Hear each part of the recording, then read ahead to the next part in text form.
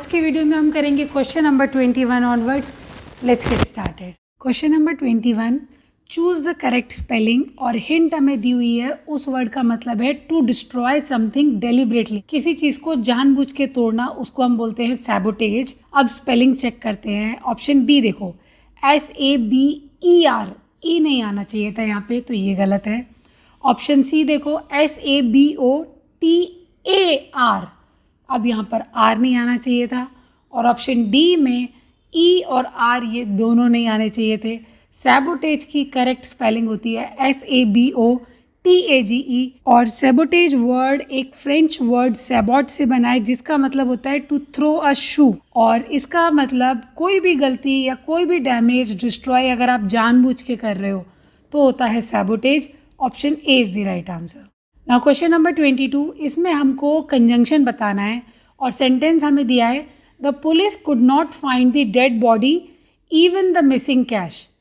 Police को ना तो डेड बॉडी मिली और ना ही जो कैश चोरी हुआ वो मिला। अब ऑप्शन बी देखो, टू हम यूज़ करते हैं जनरली डायरेक्शंस के लिए या पर्पस के लिए, तो ये नहीं आएगा।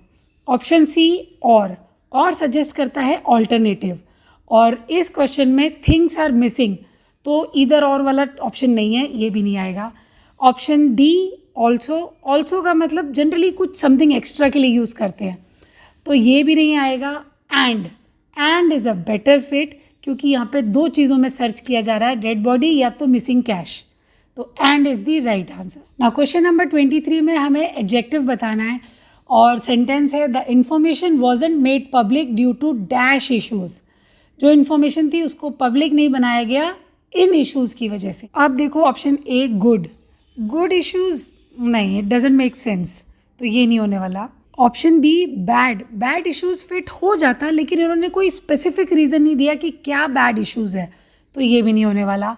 ऑप्शन डी फेयरफुल तो यहाँ पे मैच नहीं हो रहा है।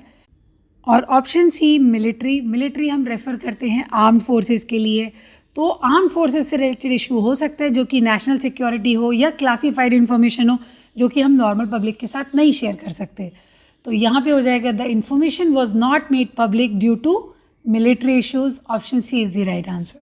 और क्वेश्चन नंबर 24 में हमको कुछ लेटर्स दिए हुए हैं, इसको अनस्क्रैम्बल करके हमको एक वर्ड बनाना है और हिंट दी है, उस वर्ड का मतलब होता है एक कलर। तो इनसे क्या बन सकता है, इससे सिर्फ बन सकता है जो कि एक कलर है, वो है एम्बर। और एम्बर कलर हम यूज़ करते हैं गोल्डन ह्यू के लिए या येलोइश ब्राउन कलर के लिए।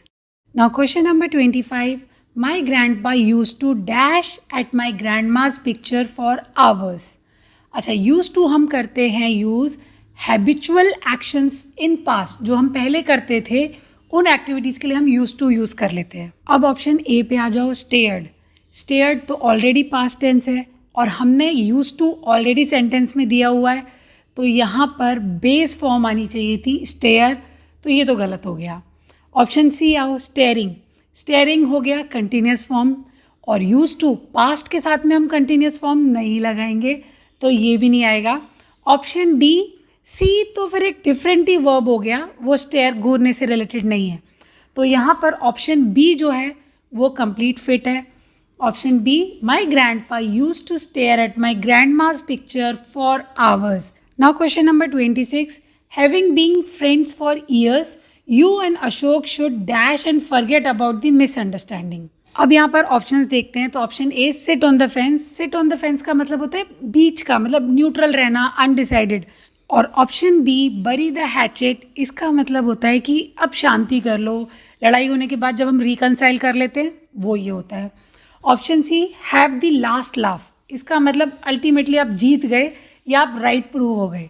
And option D, be in the same boat, मतलब same situation, difficult situation, challenging one.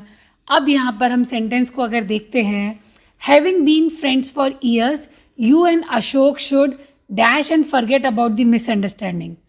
तो अब आपको क्या करना चाहिए, लड़ाई को छोड़ो और बात खत्म करके आगे बढ़ो, bury the hatchet. Option B is the right answer. Question number 27, my brother is referring to the dash for instruction to install the newly bought computer. जब हम कोई नई चीज़ खरीदते हैं उसके साथ में एक बुकलेट आती है ना, उसको क्या बोलते हैं, वही बताना है हमें। तो ऑप्शन बी देखो, ग्लॉसरी में हम जनरली लिस्ट ऑफ टर्म्स या डेफिनेशंस मिलती हैं, एंड ऑफ द बुक में दी होती है। ऑप्शन सी डायरेक्टरी, डायरेक्टरी होता है list and database of name, address, ये सारी चीज़ें। मेमोरेंडम रिटन मैसेज या नोट, जनरली हम प्रोफेशनल या बिजनेस कॉन्टेक्स्ट में यूज़ करते हैं। और मैनुअल होती है एक गाइड, इंस्ट्रक्शन, जब हम किसी चीज़ को पहली बार यूज़ करते हैं। तो नए कंप्यूटर को पहली बार यूज़ करने के लिए हम उसके मैनुअल को देखेंगे। My brother is referring to the manual for instruction to install the newly bought computer.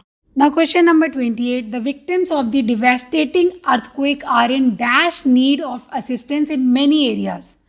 अब पहले हम मीनिंग देख लेते हैं। तो डायर का मतलब होता है एक्सट्रीम, अर्जेंट और डेस्परेट, ठीक है। और ग्रिम का मतलब होता है सीरियस या हार्श कोई सिचुएशन है। ऑप्शन सी डिसमिल का मतलब होता है ग्लूमी या डिप्रेसिंग। और ऑप्शन डी तो डिजास्ट्रस, डिजास्ट्रस तो एक नेचर ऑफ द इवेंट हो गया, जैसे कि अर्थक्वेक हो गया या सुनामी हो गई। अब यहाँ पे सेंटेंस को पढ़ो, the victim of the devastating earthquake are in dash need of assistance in many areas. तो जो लोग विक्टिम्स हैं उनको तुरंत मदद की ज़रूरत है। तो तुरंत यहाँ पर है dire, urgent need. Option A is the right answer. Now question number 29, Pamela and I are just dash, I don't know her very well. मतलब मैं पैमिला को जानता तो हूँ लेकिन बहुत अच्छे से नहीं जानता हूँ। अब ऑप्शंस देख लेते हैं। तो स्ट्रेंजर्स तो हम कंप्लीटली जिनको बिल्कुल नहीं जानते उनके लिए यूज़ करते हैं। कॉन्फिडेंट्स हम यूज़ करते हैं जिनके साथ हम अपनी प्राइवेट बातें भी शेयर कर सकते हैं, जिनको आप बहुत ट्रस्ट करते हो, ठीक है। और option C companion, companion generally हम यूज़ करते हैं जो हमारे साथ में जा रहा है, साथ में चल रहा है। तो जो अगर हमारे साथ में है तो उसके साथ भी हमारी क्लोज रिलेशनशिप होगी, तो ये भी नहीं होने वाला। ऑप्शन डी है एक्वेंटेंसेस। एक्वेंटेंसेस का मतलब होता है कि जिसको आप बहुत क्लोजली नहीं जानते लेकिन थोड़ा बहुत जानते हो। तो यहाँ सेंटेंस में बिल्कुल परफेक्ट बनता है ये। Option D is the right answer. So option D acquaintance is the right. Now question number 30, all the dash stood up when Usain Bolt sprinted across the finish line. सब लोग खड़े हो गए जब हुसैन बोल्ट ने finish line तक दौड़ के भाग के पहुँचे। तो ऑप्शन ए है ऑडियंस। ऑडियंस हम यूज़ करते हैं जब लोग कोई इवेंट देख रहे हैं, जनरली हम थिएटर, कॉन्सर्ट या परफॉर्मेंसेस के लिए यूज़ करते हैं। विटनेसेस, विटनेसेस का मतलब होता है किसी चीज़ को जिसने देखा हो, जनरली लीगल टर्म में यूज़ किया जाता है गवाह के लिए। स्पेक्टेटर, ये भी वॉचिंग एन इवेंट हो गया लेकिन ये पब्लिक सेटिंग हो गई, जैसे कि कोई स्पोर्ट्स कॉम्पिटिशन, कोई रेस। और ऑप्शन डी बाय स्टैंडर्ड्स, ये होता है कि जो साथ में है, मतलब नियर बाय है, ऑब्जर्विंग एन इवेंट है। तो यहाँ पर क्या आएगा, ये आंसर आप मुझे बताइए कमेंट सेक्शन में। नेक्स्ट क्वेश्चन हम करेंगे अपने अगले वीडियो में और उसका लिंक आपको मिलेगा डिस्क्रिप्शन बॉक्स में। और अगर ये वीडियो पसंद आया तो सब्सक्राइब। Bye bye.